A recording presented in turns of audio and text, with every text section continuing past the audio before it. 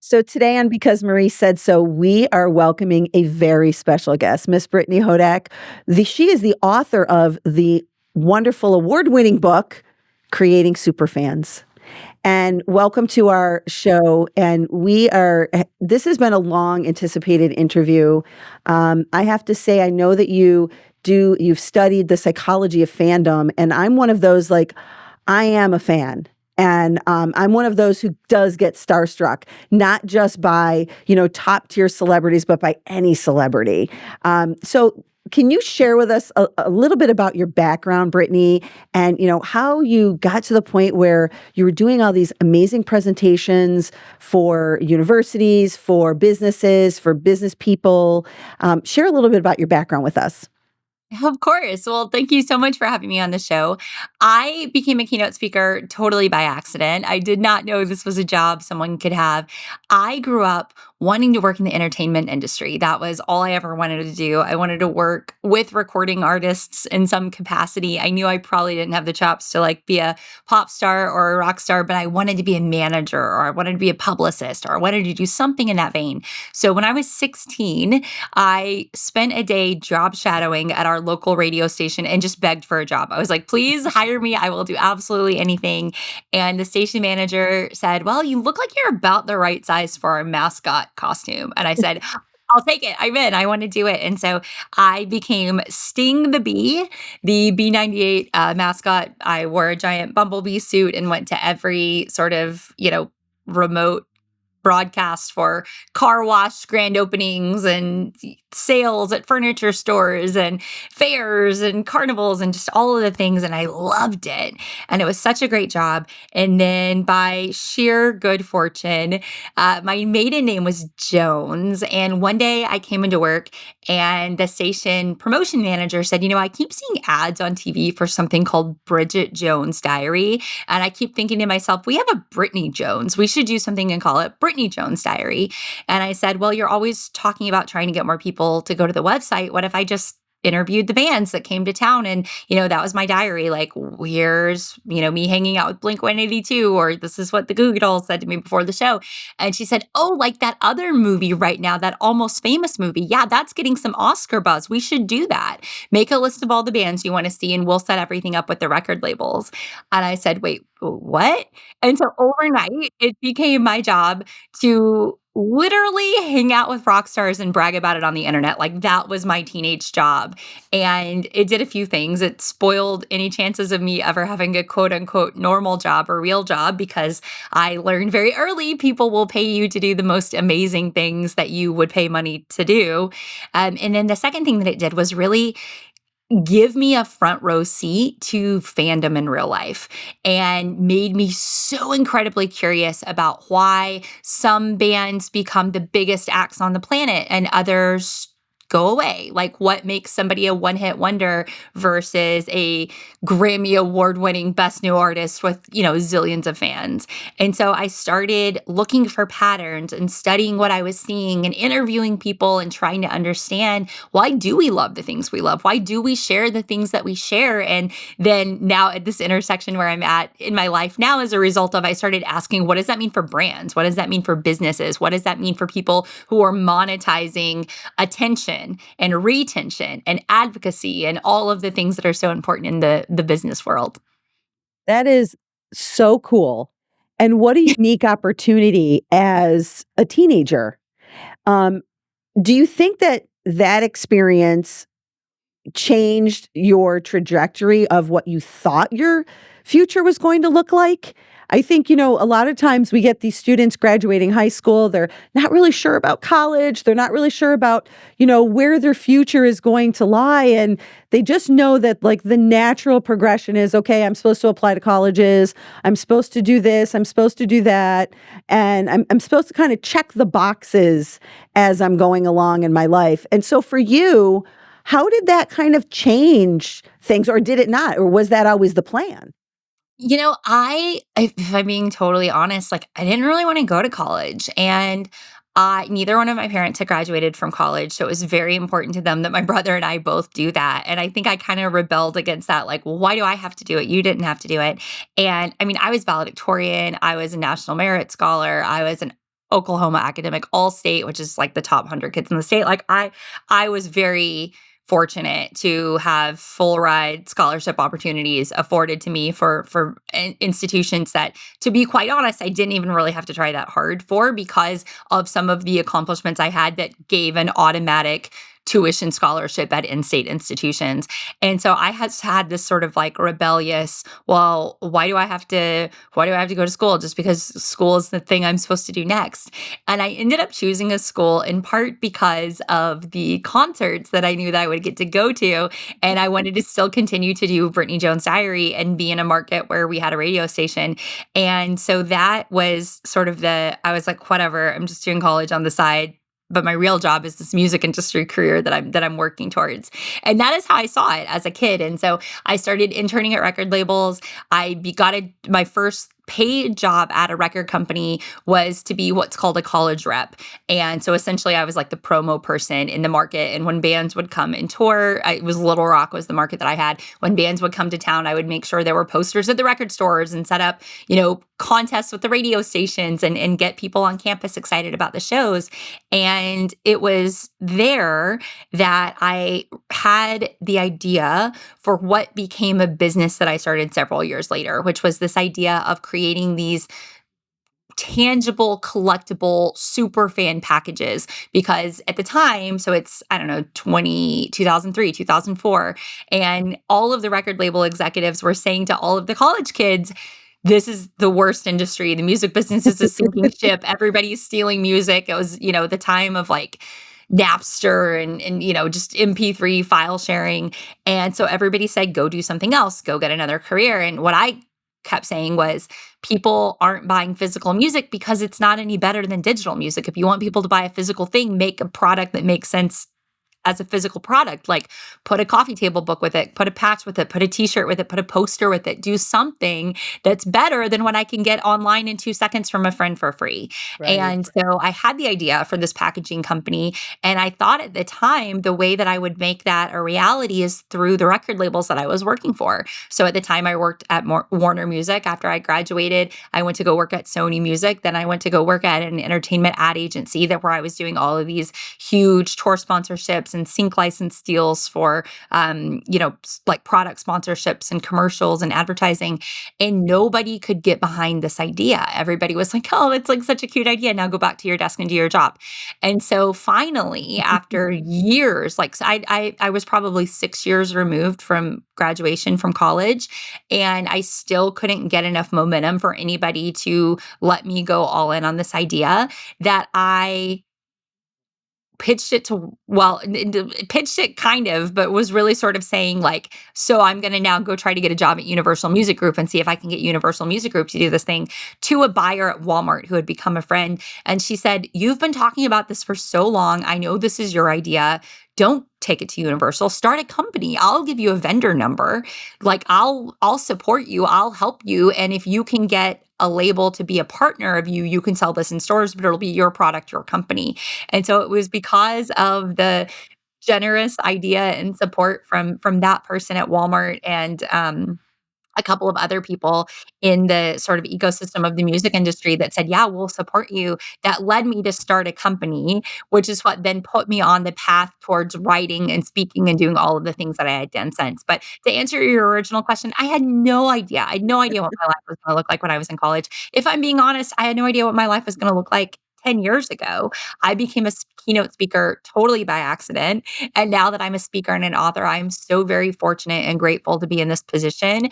But I never could have known this was my path. And so what I always say to young people is just do the next right thing that feels like something that you're excited about, something where you can add value, something to where you're going to learn from somebody really great, and your future will sort of unveil itself to you. But I think anybody who tells you that they knew exactly in college where they were going to be decades later either is A, playing it too safe, Mm-hmm. or B, had like a divine destiny sort of laid out for them. Like those are probably the same people that could have told you they were 4 years old what they were going to be, because they just sort of locked in on that.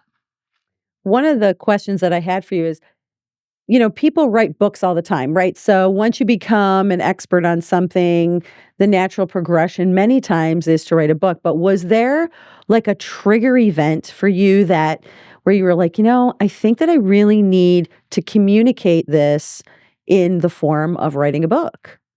There was, and it was when I was selling the equity in my company. So I'd started this company called the Superfan Company. We were fortunate enough to very quickly be doing tens of millions of dollars a year in sales at Walmart stores, working with some of the biggest stars on the planet, people like Taylor Swift and Katy Perry and Justin Bieber and Kiss and Dolly Parton and like on and on and on. I mean, hundreds of artists.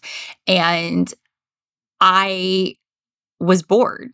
I was like, I don't want to do that anymore because I was so fascinated by that psychology of fandom, by what it meant for consumer packaged goods company and service-based companies and small businesses. And I wanted to go explore that. And I couldn't understand why nobody thought that was like as exciting and fun and sexy as I did. Like when I was telling people I'm walking away from working with like A-list celebrities because I want to go understand what makes people choose like one brand of toothpaste over another. People looked at me like I was an alien.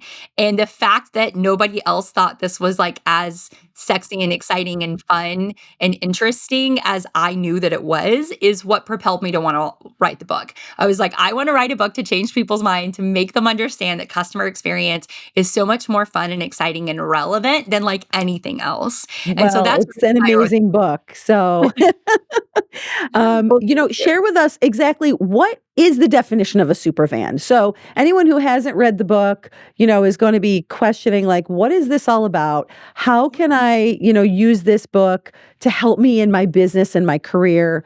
What is a super fan?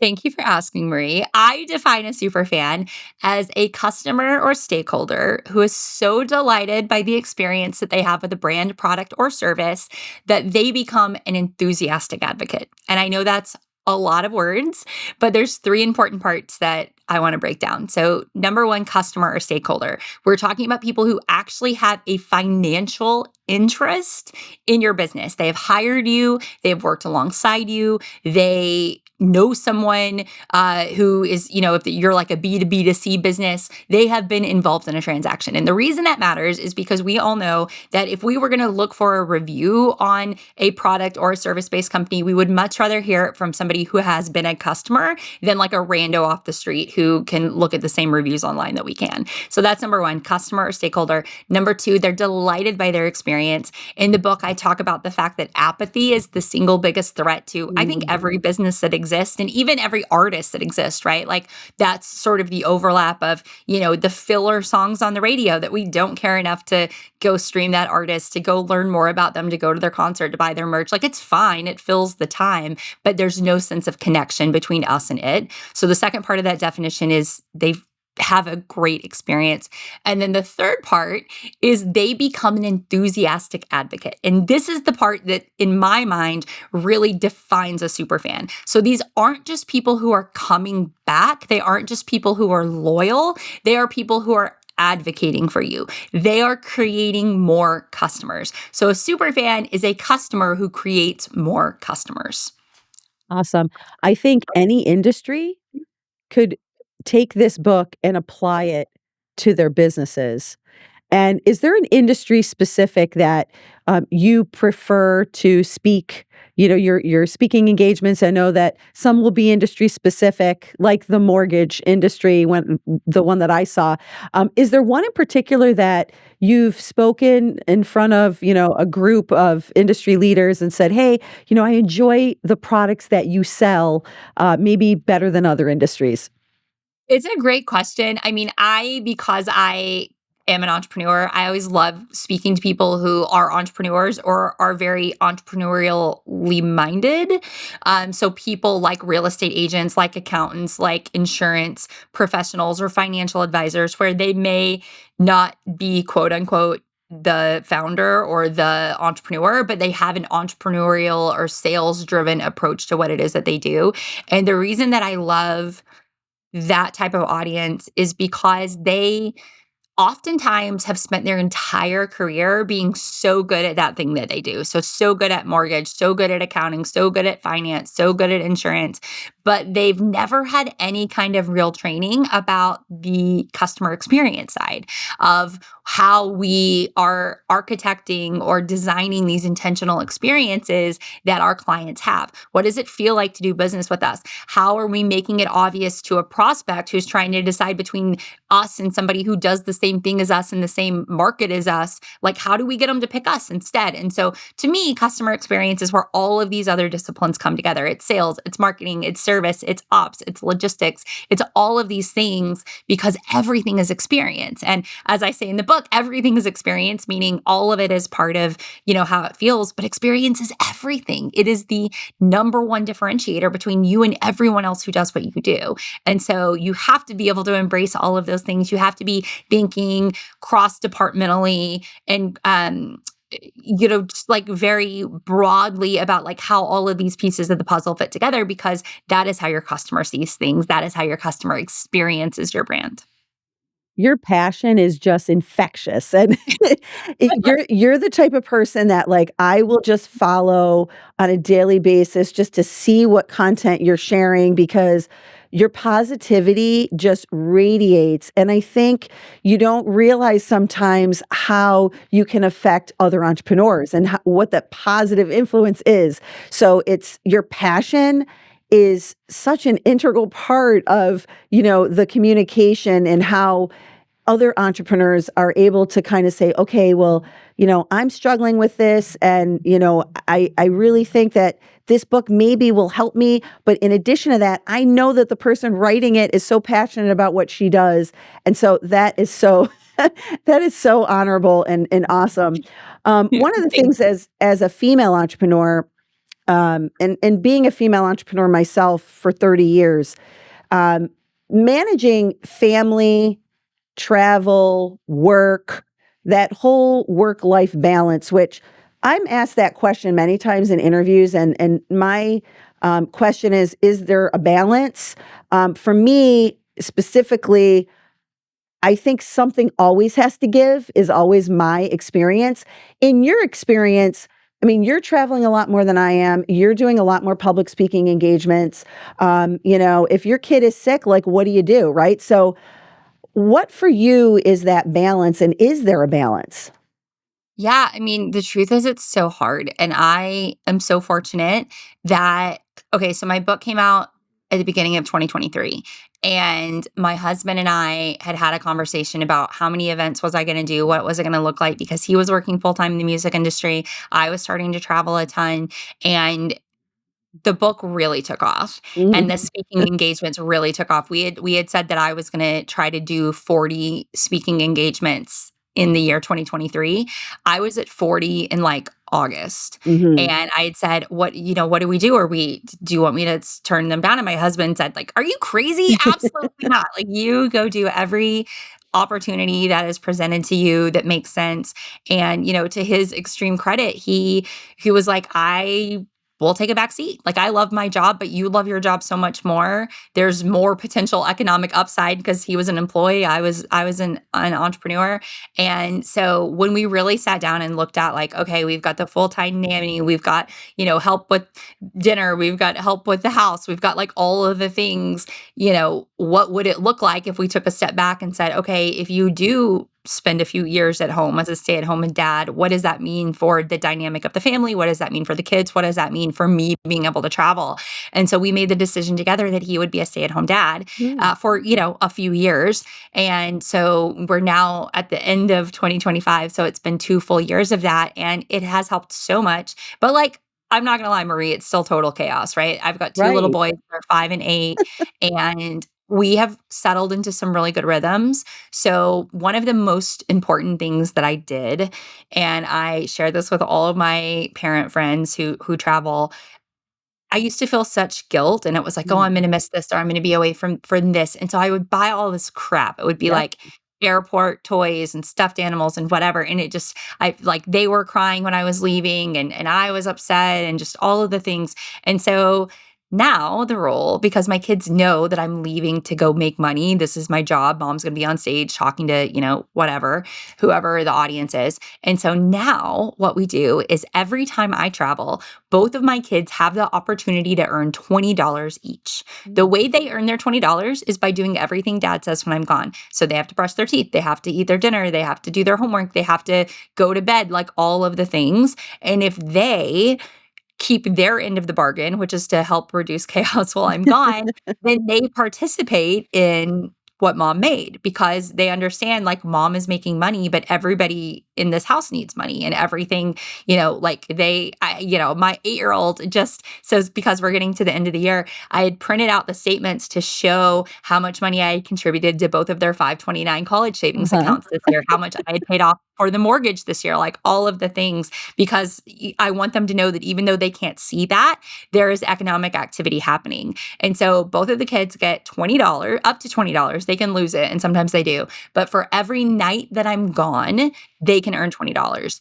10 of it to do with whatever they want, and then 10 of it that goes into a savings account.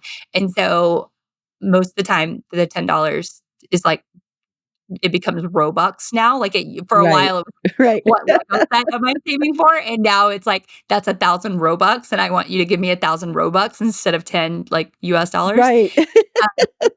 But that has been the best flip or reframe because now it's not mom has 25 events and I'm so sad. It's I can make $500 this year. What am I going to do with my $500? And so that's, I think, for any working parent who's trying to balance it, finding ways to bring your kids in. Like my youngest son, Jones, who's 5, he always wants to see the hotel room. So as soon as I check into my hotel room, I'm on a FaceTime video with him to like show him what the view looks like out the window. How big is the room? Is there one bathroom or two? Like all the things. And my oldest really wants to know where I'm sitting on the airplane. Like I fly Southwest a lot out of Yes. Nashville because it's got the most direct routes to places. And so he wants to know like, what row am I in? What seat am I in? He wants a selfie of me on the plane. So I've got rituals with both of them. I always, unless I am on stage, I talk to them on their way to school in the morning. So I know at 8:23, dad's going to call from the car and we're going to get to talk on their drive to school. So it's figuring out what are those things that we can do to make it feel more structured, even though me being gone is like an inherently different structure and system than when I'm home. Yeah, it's funny. So my kids are teenagers. I have 3 teenagers. And bigger kids, bigger problems, right? So I actually brought my son onto the podcast earlier on in the year and was asking him the questions that I had always, felt guilty about, like things that I wasn't sure if I was doing right. And, he basically confirmed the fact that the kids loved the fact that I was constantly running around, traveling. My husband, he was always the constant, right? Mhm. But they loved like the opportunities that they had because of what I did for a living. I'm a designer. I own the bridal store. I'm a professor. I have a couple other businesses. So it gave them much opportunity to go to different places, to be able to purchase certain things. And so that was a relief to me when I brought him on, and that was kind of like a little bit of a risk for me to bring him on without discussing it ahead of time. And so we went on camera one-on-one, and I asked the hard questions, and at the end of it, he was like, "You know what? I wouldn't change a thing." So he goes, "I always knew that I came first, my oldest." And I have the oldest, and then I have the 2 girls. And it's definitely an interesting flip from when they're younger and you have the control as a parent as to what their day looks like versus now as teenagers and one in college and another one going to college, with the level of independence that they have and maturity and responsibility. It definitely changes. Like I look back and I saw a little kid in the bank yesterday and I was like, "Oh, you're so cute." Yeah. It definitely does change. And I think for entrepreneurs it becomes difficult because there's no consistency. Like you can have a really good economic year, like financial year. It could be that next year's not as great. It could be a time situation where you're not able to spend as much time or you are. Um, so, there's always that level of uncertainty. Like we are in a field where in entrepreneurship, like you have to be comfortable being totally uncomfortable. That needs to be your new comfort zone. And I think, especially as women, it does become a little harder for us because those same questions about family versus, work, men don't get asked that same question. Do you feel that way? I saw somebody, I wish I could remember who it was. It was a speaker friend of mine had commented on it, and I saw it, and I was like, "Yes." And I feel so bad that I can't remember the name of the woman who said this, but somebody said on stage, "You know what I've never heard in 30 years as a working professional? I've never heard anyone say the term working dad." Right. Like, I've never heard anyone be asked, "What's it like to be a working dad?" Like, Right. how ridiculous that question sounds, but how standard and normal we've all become accustomed to, like, working mom, which I thought was, like, such a great point. But I love that your son had that take, and you're right, I do think there's so many benefits to growing up with entrepreneurial parents and knowing that you can kind of design life, like not just work, but life to be what you want it to be. And so I cannot wait to see what my little boys grow up to be. They're so fun. They're so fearless. They've both introduced me on stage before, and the fact that they can get up in front of hundreds or even thousands sometimes of people and, not be afraid, I think is a really cool um, trait that they have. One kind of funny story. So my oldest was in a little Montessori program before he started like public school kindergarten, and there were a handful of families, and I had heard about it from a friend of mine who's a speaker, and I was like, "Oh, this seems so great," and it was like by our house, so we sent him there, and then he went to public school kindergarten, and he came home probably like 2 or 3 weeks into kindergarten and one day said, "Mom, did you know that Lachlan's mom hasn't written a book and neither has his dad? And they're not gonna write books?" And I was like, Okay, and?" And he's like, "And neither one of them has a book, like, they just don't have books. I thought everyone's mom and dad had to write books." Right. And I kinda laughed and I was like, "Oh, man, that's right," because all of his friends at school have parents who are entrepreneurial. I think almost all of them, if not all of them, there was, like, a mom or a dad who was an author in the family, and I kinda laughed at myself of like, "Oh, man, there's like, he has so many, little worldviews that are gonna be shattered as he continues to, have his world get bigger and bigger." But I do think it's so cool to and, like, the fact that they get to have a stay-at-home dad and like see that model. And my youngest son the other day, I was doing an all-day workshop in like Wisconsin, I think. And I didn't have my phone. It was off because I literally was with the client from like 8 to 4. Right. And so I had checked my phone just for any text from my husband during my like lunch break. But then it wasn't until I was on my way back to the airport that I heard a voicemail from my son's kindergarten teacher asking some question about something. And I called my husband. And at that point, my son's like already home from school. And I was like, "Hey, I'm so sorry. I missed this voicemail like hours and hours and hours ago." And I hear Jones, my son, in the background saying, "I told her not to call mom. I said, call dad. My mom is on stage. My mom doesn't want to talk to you. She's not going to answer the phone. My mom is on stage." And he's just like so emphatic. And he's like, "I tell them all the time. I tell the nurse, I tell the principal, I tell the teacher, don't call my mom, call my dad." And he's right, because every time, even though multiple times we have said to the school, like, dad is primary contact, like, do not call mom unless dad is not available, because there's a very high likelihood mom is like on an airplane or Right. across the country somewhere. But it was so funny. He's like, "I tell them all the time. I don't know why they always call you." And that's again another chalk it up to like society being like, "Oh, mom must be the primary contact." Well, yes, we do. We do see that. And hopefully we start to see that changing where, you know, the society realizing, hey, like, you know, we're not this society from 1950 anymore. We've got, mom's working, dad's staying home, mom's working, mom's staying home, whatever it is. Everyone's situation is so different. So share with me, what are you working on right now? Is there anything like, um, unique, different, an extension of, are you writing another book? Like what's happening? Yeah, I am working on so much fun stuff behind the scenes. So I am working on the next iteration of Creating Superfans. And my primary job is speaking on stages. And so I've got 4 keynotes that I have, I think, a total of 30 events booked so far for 2026, Wow. which to be honest is like I don't want to travel more than like 50 times. Right. This year I did 65 events and that was like too many. 55 of Wow. them were in person. So I already have a lot of my calendar confirmed for next year.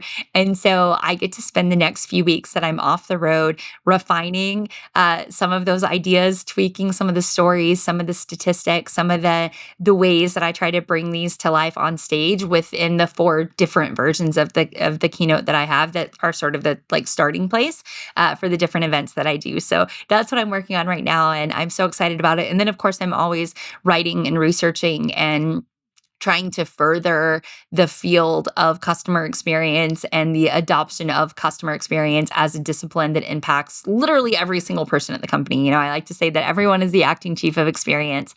At any given moment, anyone in an organization can be the person who shapes the perception of that brand. And, we see that all the time, for better or worse, play out when things go viral. And so that is how I spend my time. Now, are you doing any sort of consulting for businesses?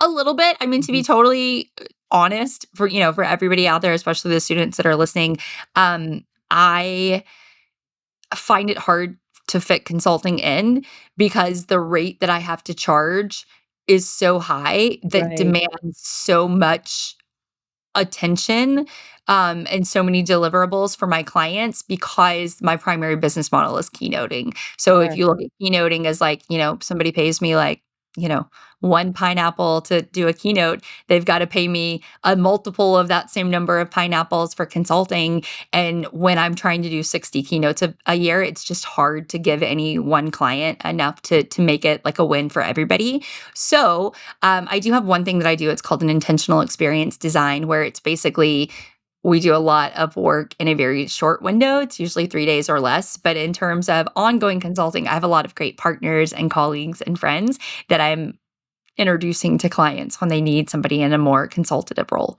The other thing that I always say is like, I don't want you to have an external consultant. I want to have somebody help you get to the point to where this is being owned by someone on your team and Right. then dispersing the responsibility to literally every person for what it is that they need to do. So for me to come in and help kind of like design that and get people off to the races is my preferred way to work.